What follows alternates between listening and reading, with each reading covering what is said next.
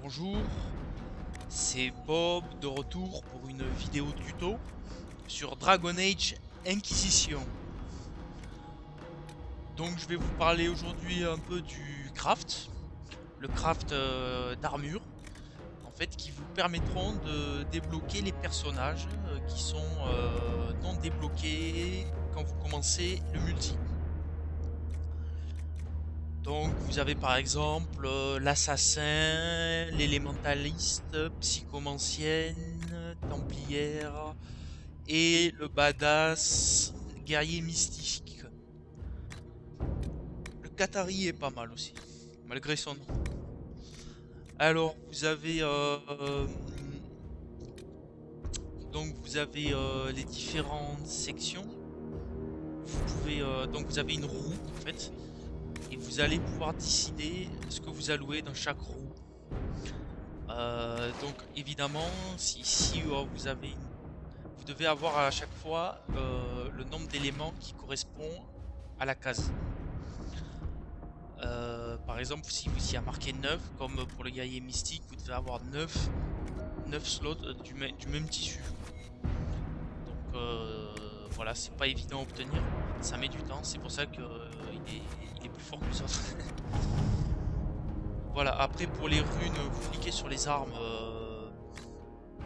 donc et puis vous les placez. C'est comme dans le solo. Par contre, maintenant, pour récolter en fait les matériaux, la meilleure manière en fait c'est le recyclage. Vous recyclez tout ce que vous pouvez, sauf les armes vraiment rares, les uniques ou les rares de très haut niveau. Vous pouvez garder pour monter vos personnages, parce que tous vos sorts en général sont axés sur c'est des pourcentages en fait sur votre arme de base. Donc ça c'est intéressant.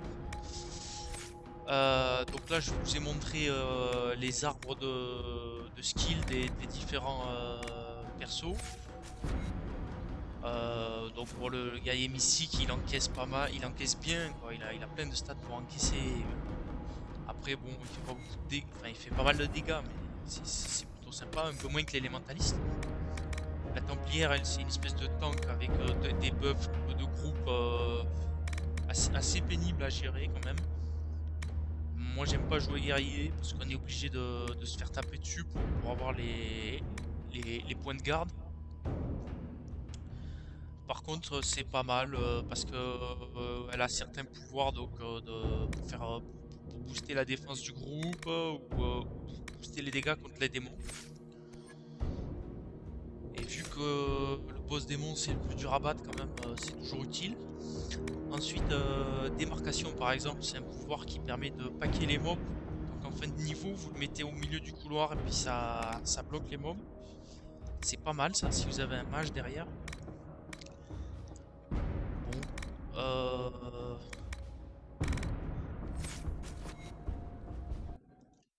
ben voilà pour cette.